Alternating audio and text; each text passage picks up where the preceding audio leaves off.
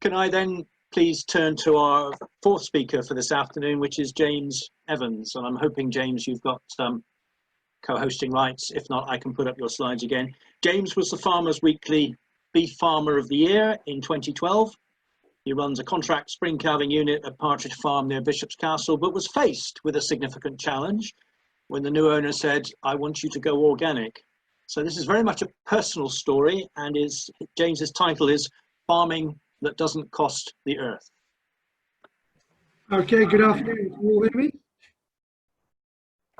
I can hear you, yeah. Yep. Right, I'll just start this off.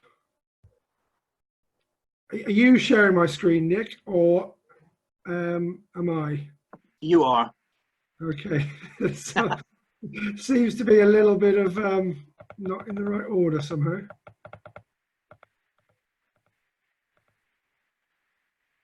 From the beginning. Yeah, you okay. appear, Mark seemed to have the same problem. You appear to be at the wrong end of your slides. That's it. You're at slide 1 now. Okay. Good afternoon, everybody. I just thought I'd chat to you really about my experience of farming in a different way, and probably hopefully I can answer some of the questions that were asked in the last in Mark's talk. Really, my background is I've been in a family farm in the local area for the last 20 years. And we were farming what I would call conventionally, you know, just standard practice, what most farms are doing. We weren't organic. We thought we were farming fairly environmentally friendly. We were in sort of environmental schemes. And then the farm that I actually manage on a contract farm agreement, we had new owners about 5 years ago. And we ran it as we were because it was successful, and they took it on and it was great. And then about 3-4 years ago, they said they wanted to go organic. And to be honest, the thought of organic farming horrified me as a farmer, as a commercial farmer, because I thought it was a bit more of a lifestyle choice and it wasn't a real commercial way of making money. And the thought really did scare me, to be honest. And, you know, so we had new owners, new regime, and I was faced with the challenge really of either I adopt it or I'm sure they'd probably find someone that would. So I thought long and hard, and I realised that I needed to look into what I lacked, and that, you know, I needed help really, because as a farmer we tend to manage a lot of things ourselves, and you know we take it upon ourselves really to try and do everything and be jack of all trades. And yeah, I actually realised that my skill set was probably falling short in a lot of things. So I employed a grazing consultant. Which is something that farmers, especially beef and sheep farmers, are quite loath to do because it's almost seen as a sign of failure, you know. But I was stuck in a cycle of never having enough grass. That was even with using nitrogen fertilizer. So having a new pair of eyes on the farm and putting a plan together, you know, it really instilled confidence, knowing that basically that my hand was being held in this new way of farming. So I had a mentor just to hold my hand through the way that I was doing things, and we realised we could make it work without having to drop our stock. James, I'm really sorry to interrupt. Would you mind just putting on your video so people can see you as you talk? Sorry. No, it's... How do I do that now? So bottom left on my screen, you have a stop video, and if you press it, it becomes an on video. It doesn't matter if not, but it's just nice to see who's actually...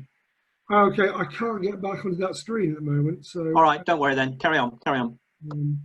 Yeah, so we were admitting my own limitations really, which was, you know, quite a sort of a mental thing for me, because you realise as a farmer you think you're doing a good job, but actually, you know, just realising that we don't know everything, and perhaps we needed help, and I needed to change my mindset in the way I did things. And you know, as a farmer, we're used to buying a new tractor or buying a load of feed or buying some new machinery and putting that on a finance agreement, but actually just changing the way we spend money and investing in infrastructure for electric fencing and water.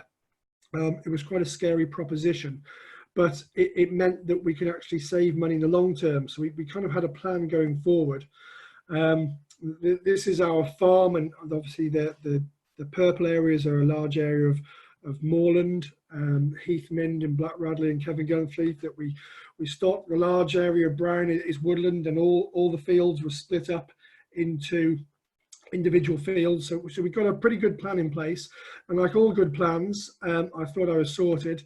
And then you realise that you have the weather to contend with, so we had to revert to Plan B, which was, you know, a bit daunting. So some of the animals had to come back inside, but you know, they soon went back out again, and then we realised that we were back into grazing really. So the focus of what I was trying to do was produce beef and sheep on my farm organically, 100% off grass.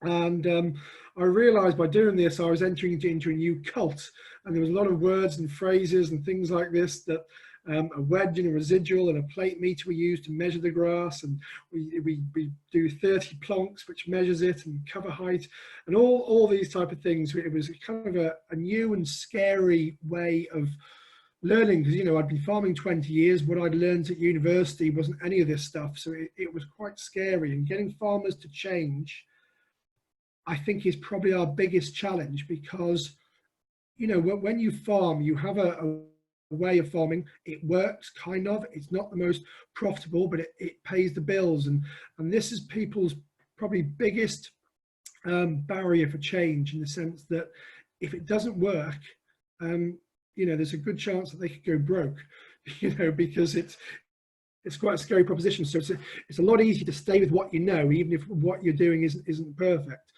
So the way that we were grazing was probably, you know, there's all these different types of grazing cattle at the moment: cell and techno, paddock, mob, holistic, regenerative, block, set stock, strip.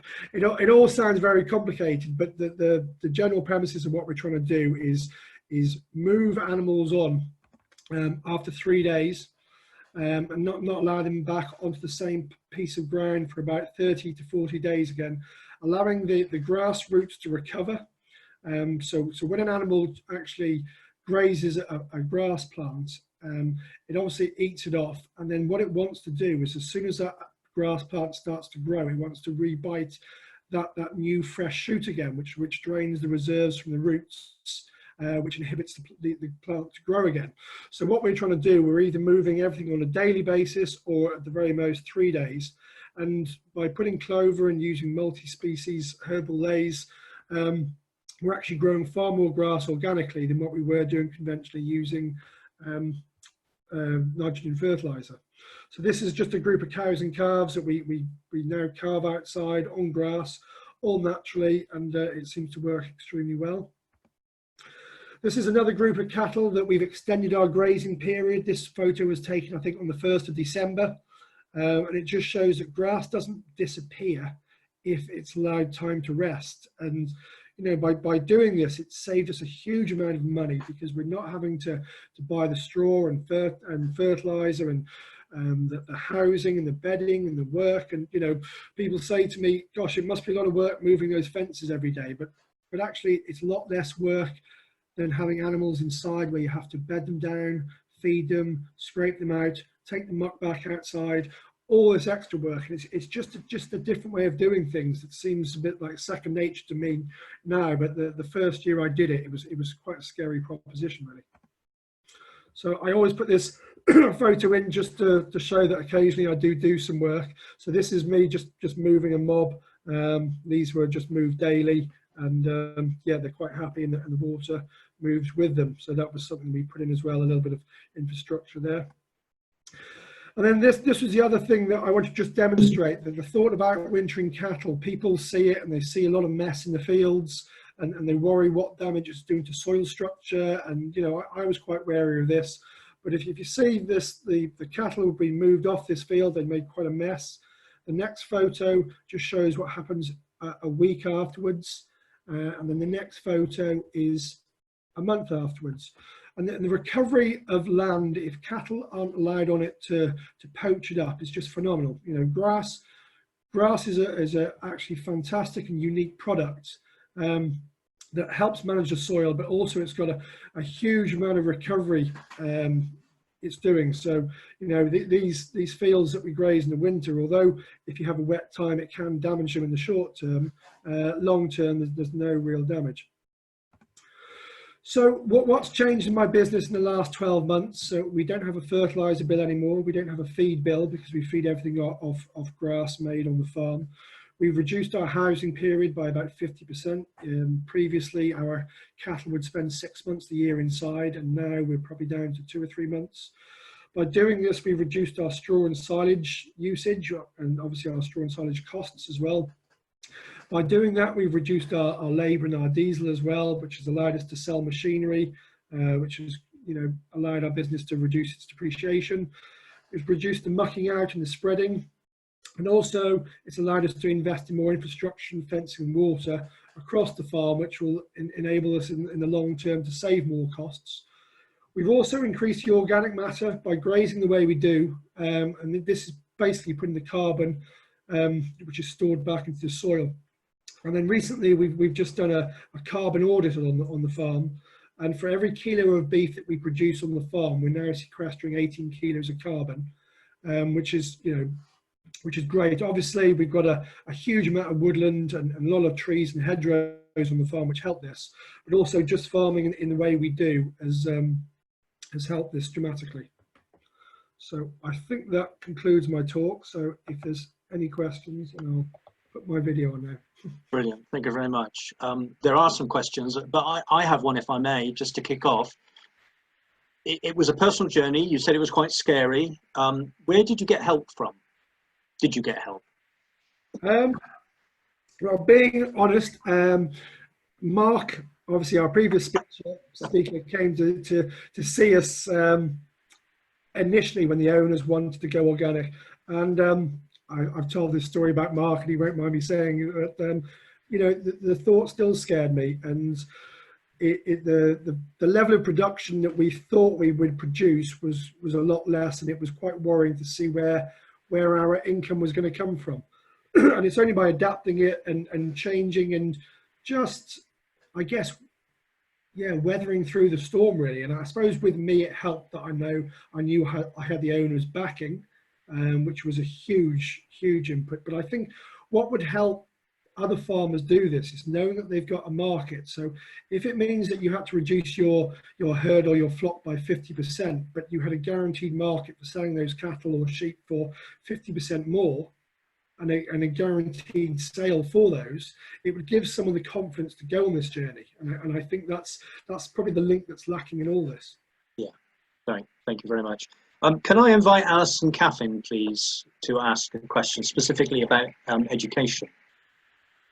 Hey, yeah, thanks, Nick. Well, it's not necessarily specifically to James, although you may have some thoughts about this as well. But I was just musing about, we were talking about involving young people more, and you mentioned how important it was what you'd learned when you were at university and studying your agriculture. And it just occurred to me that other ways this network could encourage more young people to think about alternative and more organic, agroecological, or whatever types of options, because I do get the feeling that at some of the colleges there's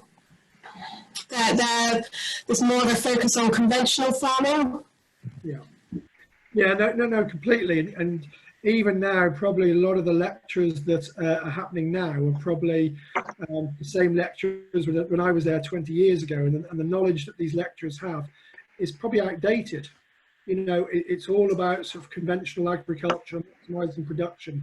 And, I think there's a huge demand for trying to teach the next generation that you can produce food in a different way.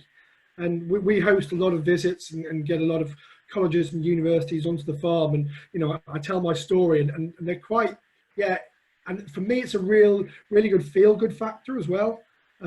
Because as a farmer, the only way you usually ever judge as a farmer is what tractors you have in your shed, or how big your buildings are, or how much concrete you have. And I think probably the biggest sort of eureka moment for me is realizing that I'm actually a food producer, not a commodity producer. And I think that's the big distinction. I think that's something that as farmers, that's something that we forgot, that we actually produce food, and not just bothered about how many tons of something we're producing and it's faceless. In the past, we would just send our animals to the abattoir and never realize how they ate or what they, anything like that. So, probably linking farmers back with food. And also it would you know, it's given me a really good feel-good factor knowing that chefs and restaurants are eating my meat and there's a direct link. And I think by doing that, you'll get a lot more younger people wanting to come into the industry because it's a far better feel-good factor. Brilliant. Thank you. Dan Wrench had a specific question. Dan, are you there, please? Hi, yeah, I was just, I mean, we've heard agroforestry being mentioned a few times. I was just wondering whether or not you used any kind of agroforestry sort of techniques, and in particular, like hedgerows, using hedgerows for allowing your stock to graze on hedgerows, or the cuttings from hedges. Yeah, I mean, well, what we realised as well, because we ploughed up quite a lot of land that had been in constant arable for years, and we planted these beautiful herbal lays, and then we put the cattle into them. And for some reason, as soon as we put them in, the first thing these cattle would do would graze the grass underneath the hedgerows and start browsing the hedgerows. And you realise, you know, that the soil had never been damaged or anything like that by the hedgerows, but also the trace elements, the different nutrients within every hedge, when the cattle are allowed to graze them, you know, that they really do benefit from them. So, you know, we've got plans to put in different species of trees and increase the size of our hedgerows and widths of hedgerows. So hopefully in the future, we'll be doing a lot more of that. That's great. I just, I'm partly interested as well because there's a DEFRA project just starting actually, which is looking at encouraging agroforestry generally across Shropshire. So maybe we can get in touch. Yeah, no, definitely. That's really good. Really good. Brilliant, thank you. And one final question, if we may. Nobody's mentioned the B word today and the implications of Brexit, but Suzanne Freegard does have an interesting question about how farmers locally perceive some of these things. So, Suzanne, are you able to unmute and ask your question, please? Hello. Thank you very much for all your brilliant talks, and it's great to hear what's going on locally and the brilliant enthusiasm and commitment to a better world. I just wondered what the pressures were from the international context and perhaps a focus on business and that commodities angle that you mentioned. So currently, does it worry farmers on the ground in Shropshire that our government's negotiating a trade deal with the USA that potentially, we don't know what will happen, but potentially may allow the import of food that's produced to lower standards than you would be required to produce to here, and it would be difficult for you to compete with people who have lower costs because they have lower quality production? Yeah, I mean, I think farmers in generally are absolutely scared to death what will happen. You know, if you're stuck in this mold of producing commodities and, you know, it's, you know, having a lot of animals and selling them in the small margins aren't great. I mean, I feel that I'm probably fairly well protected because I've gone for a higher end market and producing organic grass-fed beef, and people want provenance, they want locally sourced beef and lamb. So I don't feel too at risk really, but it is a worry. The only thing it could do for British agriculture, if we do get a lot of imports that are far below our standards, it might actually be a good thing for British food because we have got some of the highest standards in the world. So people will be faced with that. So it might highlight British produce, and if people, you know, as long as it's not too much more expensive, you know, and that's the trouble. You can't expect families who are on, you know, a limited budget. If the food is cheap, they will buy it, and that's what we're up against really. But it is a really scary proposition really, that if cheap imports do come in. Sorry, I just say that was the last question, but there is one more, if I may. It's from Claire's iPhone. It's very specific and very easy for you to answer. Claire, are you there? Yeah. It's just a quick question.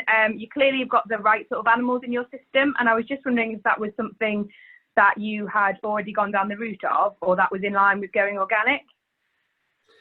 Yeah, I mean, that's a good question really. I mean, we're still trying to work on it now because obviously the animals that we fed before were used to having grain, and yeah, we have a breed of animal called the stabilizer, which is bred to actually feed on grass as well. So we've been focusing heavily on animals that perform on grass for quite a few years. So yeah, we feel that we've got the right animals for the job, even though we still need to tweak the breed within the system. So obviously when you're not feeding any cereals, having animals which lay down fat a lot easier. So some more traditional breeds like the Herefords and things like that people went away from because they were too fatty when they started feeding cereals to. Perhaps we need to start implementing some more of those genetics back into our breeding program so that animals are properly finished off grass in a shorter time period. Brilliant. Thank you. Thank you. Can I, on your behalf, thank all of the speakers? And if you want to do that yourself, if you go into the reactions thing at the bottom of the screen, or yes, those who've got the videos on, if you wave your hands. I think it's been a fascinating afternoon. We're very fortunate to have people locally that are doing the sorts of things that we've been talking about. We're now moving up to a small comfort break, and I think we're going to lose some of our speakers because James is a working farmer, and we really, thank you very much. We're really glad to have had you for the last hour or so. I'm going to do two things in the break. I'm going to remind you of the land use sign-up group. So the link will be there, and it's for you really to volunteer time, interests, passions, and so on. It's difficult to be precise about what that means in practice. We have to see sort of the level of interest and where people want to go with this. But if you're interested in taking this forward, please let us know, and we will get back to you within a fortnight of the conference. The other thing I'm going to do is just pose a series of, well, 3 questions really, which is about the final session, the final 20 minutes before we go back to a very short plenary. So I'm proposing 10 minutes for a cup of tea, go to the loo, whatever. If you can be back at 2:10, my screen share will be on, so you'll see the questions that we're going to be discussing in the final 20 minutes. And do consider, please, signing up for the land use section. So thank you once again to our speakers, and hopefully see the rest of you in 10 minutes' time.